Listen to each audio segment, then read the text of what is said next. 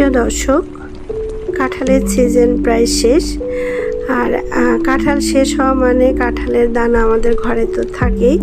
তো কাঁঠালের বিচি দিয়ে যে খুবই টেস্টি একটা হালুয়া বানানো যায়, তো সেটা যারা খাননি কখনো, আজকে যদি আমার ভিডিওটা আপনাদের সামনে পড়ে, ভিডিওটা পুরোপুরি দেখুন। আর এই হালুয়াটা আপনারা একবার বানিয়ে খেয়ে দেখুন। সমস্ত হালুয়াকে হার মানাবে এই কাঁঠালের বিচির হালুয়া। তো আপনারা অবশ্যই এটা খেয়ে দেখবেন। তো চলুন হালুয়াটা আমি কিভাবে বানিয়েছি একবার দেখে নেন। আর কাঁঠালের বিচিগুলো একটু ভিজিয়ে রাখতে হবে। ভিজিয়ে রেখে এর গার উপরে, দানার উপরে যে লাল একটা আবরণ থাকে, সেটা ভালো করে পরিষ্কার করে, যতটা সম্ভব পরিষ্কার করে নিতে হবে।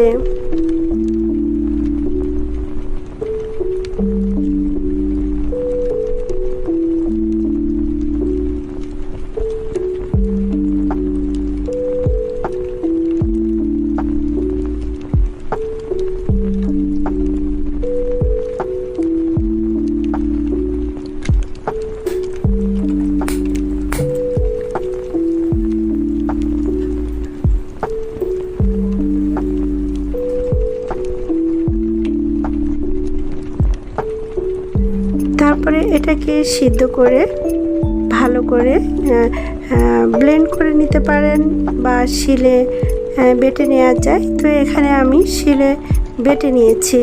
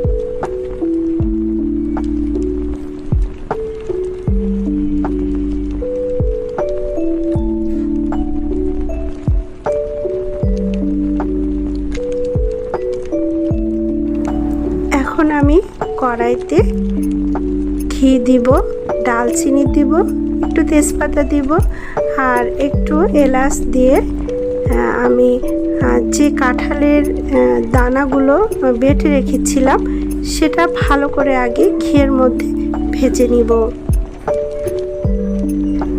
প্রিয় দর্শক, আমার শ্রদ্ধেয় ভাই আপু যারা আমার চ্যানেলটা দেখছেন, ভিডিওগুলো যদি ভালো লাগে, আপনারা যদি মনে করেন যে পরবর্তী ভিডিওগুলো দেখবেন, আমার সাথেই থাকবেন। আমি কিন্তু আপনাদেরকে হারাতে চাই না। যারা একবার আমার চ্যানেলে এসেছেন, আমি চাইবো আপনারা সব সময় আমার পাশেই থাকেন। তো সেজন্য ছোট্ট করে রিকোয়েস্ট থাকবে, চ্যানেলটা সাবস্ক্রাইব করে রাখবেন, সাথে বেল বাটনটা ক্লিক করে রাখবেন। আমি যখন ভিডিও দিব আপনারা ভিডিওটা পেয়ে যাবেন, আমাকে মনে পড়বে, তখন দেখে নিতে পারবেন আমার ভিডিওগুলা। ভালো হোক খারাপ হোক, সমস্ত ভিডিওগুলোতে আপনাদের আমন্ত্রণ থাকবে সব সময়।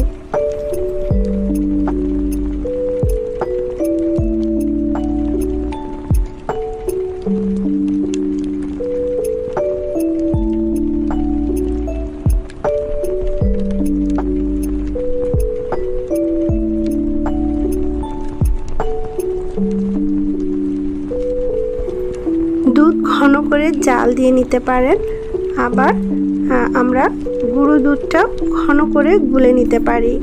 আর দুধের মধ্যে একটু স্যাফরন মানে জাফরন ভিজিয়ে রাখতে হবে। সেই দুধটা ভালো করে কাঁঠালের যে পিউরিটা মানে যেটা বেটে রেখেছিলাম সেটা ভালো করে ভেজে নেওয়ার পরে এই দুধ স্যাফরন মিশানো দুধটা দিয়ে দিতে হবে। স্বাদ অনুযায়ী চিনি দিতে হবে, তবে চিনিটা কম হলে কিন্তু ভালো লাগবে না, চিনিটা পরিমাণ মতো দিতে হবে।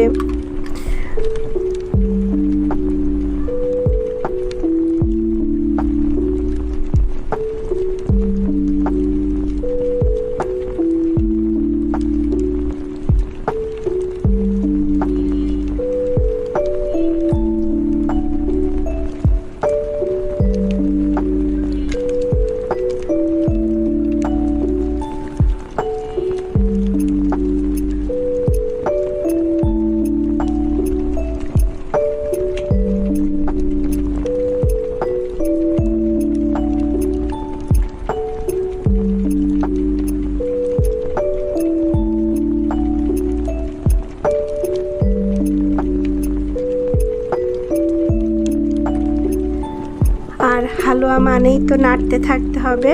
নাড়তে নাড়তে যখন দুধটা পুরোপুরি শুকিয়ে যাবে, যে খুন্তি বা চামচ দিয়ে আপনি নাড়বেন।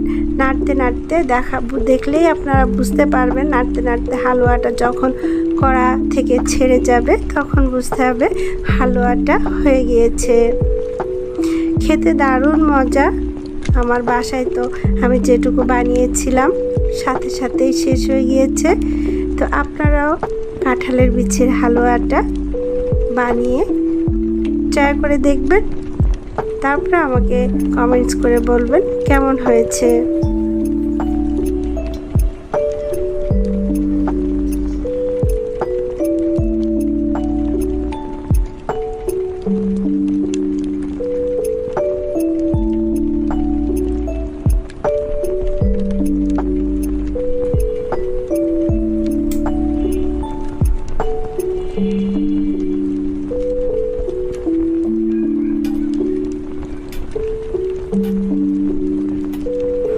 প্রিয় দর্শক, আমার শ্রদ্ধেয় ভাইয়া আপু, এতক্ষণ আমার সাথে থাকার জন্য এবং আমার ভিডিওটা দেখার জন্য এবং আমাকে একটা লাইক দেওয়ার জন্য আন্তরিক ধন্যবাদ জানাচ্ছি।